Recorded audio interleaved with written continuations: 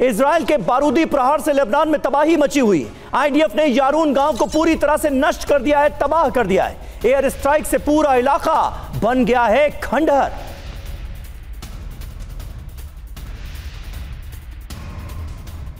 और जंग को लेकर इजराइल में वॉर कैबिनेट की मीटिंग, नेतन्याहू ने की है वॉर कैबिनेट के साथ मीटिंग।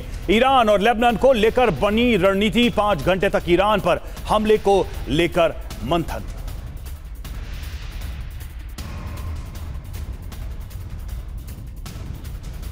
बिल्कुल, तो जिस तरीके से ये रणनीति बनी है ये भी अपने आप में बहुत महत्वपूर्ण है कि अगला बड़ा कदम क्या होने वाला है। सिंह सर, सीधा सवाल आप ही से है कि क्या होगा अगर कुछ तय हुआ भी होगा तो जो गिवन स्पेस है, गिवन अपॉर्चुनिटी है और गिवन कंडीशन है, उसमें सबसे बड़ा हमला या बड़ी रणनीति इजराइल की क्या बनी होगी? आप क्या एंटिसिपेट कर पा रहे हैं? देखिए रवि, इजराइल का मुद्दा बहुत क्लियर है।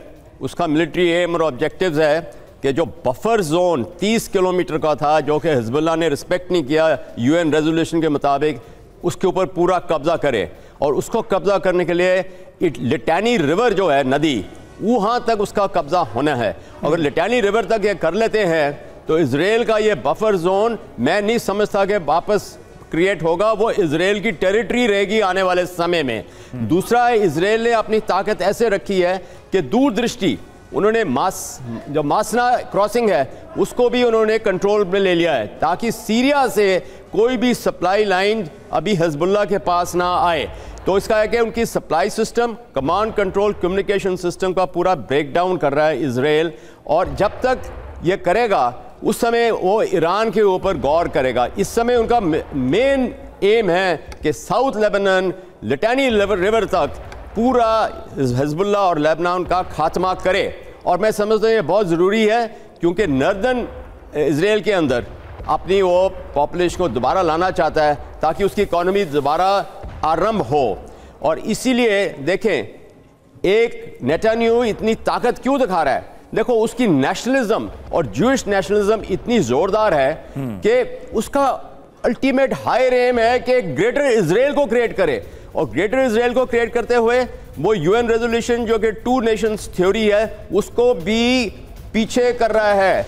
वेस्ट बैंक और गाजा वो ग्रेटर इजराइल में करता है कि लेबनान की ये सदर्न टेरिटरी भी आ जाए उसके हिस्से में, और सीरिया को खतरा डालेंगे। तो ये बहुत दूरदृष्टि की बिल्कुल, इजराइल का रुख बहुत आक्रामक नजर आ रहा है और अमेरिका किस हद तक उसका साथ देता है ये देखने वाली बात होगी।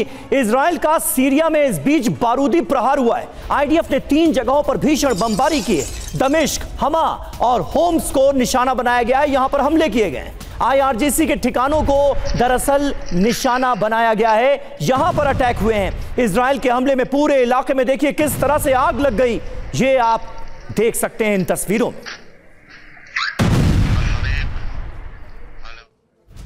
और दक्षिण लेबनान में आईडीएफ की भीषण बमबारी हुई। बमबारी में हिजबुल्लाह के कई लड़ाके मारे गए। इजराइल की बमबारी का वीडियो सामने आया है, ये देखिए तस्वीरें इस बमबारी की।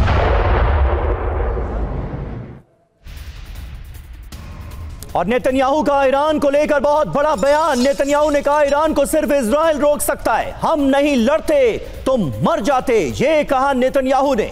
ये लड़ाई सिर्फ हमारी नहीं बल्कि पूरी दुनिया की है, ये कह रहे हैं बेंजामिन नेतन्याहू। निनाद सेठ साहब, इस बयान को आप कैसे देखते हैं? इजराइल दुनिया को यह बताने की कोशिश कर रहा है कि ईरान का अगर कोई मुकाबला कर सकता है तो वो सिर्फ और सिर्फ इजराइल है और इजराइल के सामने अस्तित्व का संकट है, इसलिए यह लड़ाई जारी रहेगी आगे भी। देखिए, उन्होंने बिल्कुल ठीक कहा है। न्यूक्लियर पावर बॉम्ब जो होता है वो एक करेंसी ऑफ पावर होता है। अगर आज की तारीख में आपके पास न्यूक्लियर बॉम्ब आ जाता है तो कुछ भी आप करें, आपसे तमीज से बात की जाएगी। अगर नहीं है तो आपको डील कर सकते हैं। और मेरे को लगता है कि ये रेड लाइन इजराइल नहीं क्रॉस करने देगा, चाहे कोई भी कॉस्ट हो, चाहे वो टेक्निकली डिफिकल्ट हो, चाहे उसका पॉलिटिकल अमेरिका के साथ इंप्लीकेशन हो, चाहे पूरी वर्ल्ड में कोई तबाही का इंप्लीकेशन हो।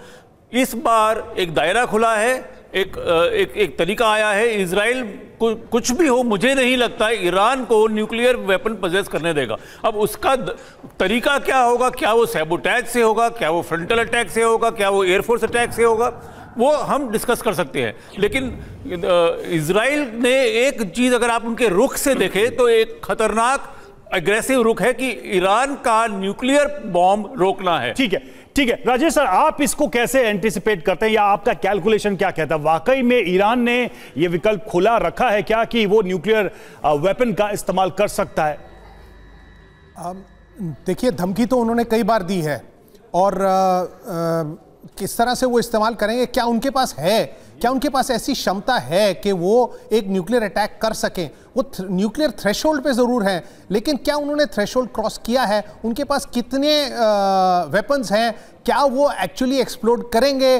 और जो है अगर इंटरसेप्ट कर लिया गया, जैसे अगर उनके पास 3-4 हैं, उन्होंने इस्तेमाल कर लिया और वो इंटरसेप्ट हो गए, तो उसके आगे उनके पास क्या विकल्प बचेगा? ये सब उनको सोचना पड़ेगा। इतनी आसान नहीं है न्यूक्लियर अटैक करना। और मैं ये ज़रूर कहूँगा कि देखिए, आप इजराइल की जो नीति है वो ये है कि पहले हिजबुल्लाह को वो जो है कंट्रोल में लाएंगे, और इसीलिए ये होम्स वगैरह सब पे जो टारगेट हो रहा है, आप देखेंगे कि ये ताकि इनका जो बैकअप है वो ना आए। हिजबुल्लाह को एक बार संभाल लेंगे तो उसके बाद ईरान को जरूर देखेंगे। लेकिन मेरे हिसाब से अभी ईरान में टाइम है। अभी हिजबुल्लाह को जो शक्ति है, जिस तरह से उसको वो कर रहे हैं, और इसमें एक इंपॉर्टेंट फैक्टर ये है रूस का। ये एक पॉइंट मैं बताना चाहता हूं कि देखिए, कुछ अटैक्स जो सीरिया में उन्होंने किए हैं वो रशियन बेसिस पे किए हैं, और अगर और रशिया फिलहाल ईरान के साथ नजर आ रहा है। राजेश जी, वक्त हमारे पास इतना ही था। बहुत बहुत शुक्रिया आप सभी का हमारे साथ इस बातचीत में हमारे साथ जुड़ने के लिए।